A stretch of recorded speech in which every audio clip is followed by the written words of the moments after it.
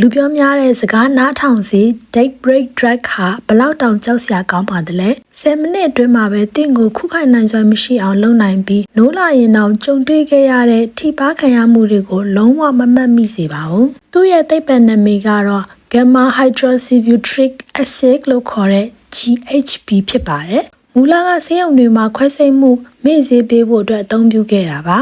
GHB ကအနည်းငယ်ခန္ဓာကိုယ်ထဲကိုဝင်ရောက်သွားတဲ့အခါမှာတော့အုံနောက်အာရုံကြောဆဲတွေကဒိုပမင်းကိုပုံမှန်မဟုတ်ပဲထုတ်လွှတ်ပါတယ်။ဒါကြောင့်သင်ဟာစိတ်ဖိစီးမှုချက်ချင်းမြင့်တက်လာပြီးအတွေးခေါ်တွေတက်ကြွလာက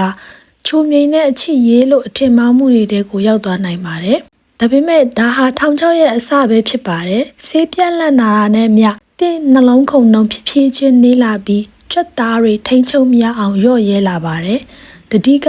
မြူခိုးတွေလိုပဲရောက်သွားလိုက်ဝေဝါးလိုက်ဖြစ်လာပါတယ်။မူးဝဲခြင်းကနေတတိမေ့မျောသွားဖို့အတွက်10မိနစ်ကနေ15မိနစ်ပဲလိုပါတယ်။ပူဆိုးတာကဒီဆေးဟာနောက်ဆက်တွဲမေ့ပြောက်ခြင်းကိုပါဖြစ်စေနိုင်ပါတယ်။သင်ကတတိရှိနေတဲ့အခြေအနေမှာတော့ထိပါခံနေရတာကိုမြင်တွေ့ခဲ့ရင်တော့မှအဖြစ်ပြက်ပြီးရဲ့နောက်မှာမှတ်ဉာဏ်နေရှုပ်ထွေးသွားတာဒါမှမဟုတ်လုံးဝပျောက်ဆုံးသွားတာတွေဖြစ်နိုင်စေပါတယ်။ GHB နဲ့ဆင်တူတဲ့ clonazepam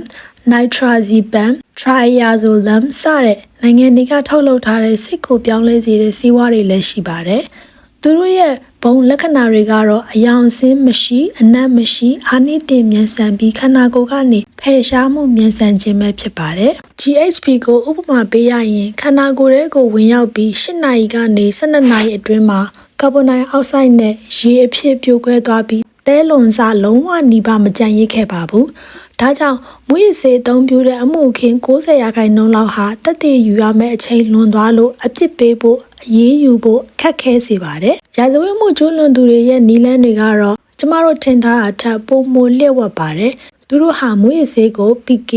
electronic secret အစီအထူးပြုလုပ်ထားတဲ့အချိုရည်တွေအဖြစ်အသွင်ပြောင်းပြီးပျော်ရွှင်ရေး happy water ပူပင်မှုကင်းမဲ့တဲ့ forget worry Gregs စတဲ့ဝေါ်ဟာရတွေနဲ့ online မှာရောင်းချနေကြပါတယ်ဒီလိုထိုးဖောက်ဝင်ရောက်လာတဲ့အန္တရာယ်တွေကိုရင်ဆိုင်မှုအတွက်ကျမတို့ဟာတတိထားရုံသာမကမိမိကိုယ်ကိုဘယ်လိုကာကွယ်ရမလဲဆိုတာကိုလည်းသင်ယူရပါမယ်အပြင်မှာအစားအသောက်တွေစားတဲ့အခါခွက်ဖုံးကိုအမြဲတမ်းလက်နဲ့တော့မဟုတ်တစ်ရှူနဲ့အုပ်ထားပါ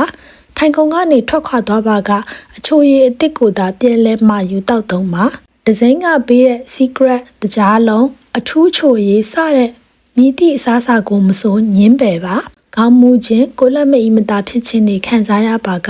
ပတ်ဝန်းကျင်ကတငယ်ချင်းများထံကိုချက်ချင်းကိုညီတောင်းပါအော့အန်ခြင်းဖြင့်ဆေးဆုပ်ယူမှုကိုလည်းလျှော့ချပါကံမကောင်းစွာနဲ့ထိပါခံရပါကရေချိုးခြင်းစီးသွားခြင်းတို့မလုပ်ခင်ပထမဆုံးအနေနဲ့ရဲကိုအကြောင်းကြားပါဆေးဝါးအကျွင်းကျန်စစ်ဆေးရန်ဆေးရုံကိုသွားပါတစ်ချိန်တည်းမှာပဲအဝတ်စားတွေနေရာမှာတဲလွန်စားတွေစတဲ့ရေးကြီးတဲ့တည်တွေကိုတင်စီပါအချို့လူတွေကငါဘားကိုမသွားရင်ဘာမှမဖြစ်ဘူးလို့ထင်ကြပါတယ်ဒါပေမဲ့စီးရင်အချက်လက်တွေအရမူရစ်ဆေးအမှုအခင်း62%ဟာစားတောက်ဆိုင်ကော်ဖီဆိုင်စတဲ့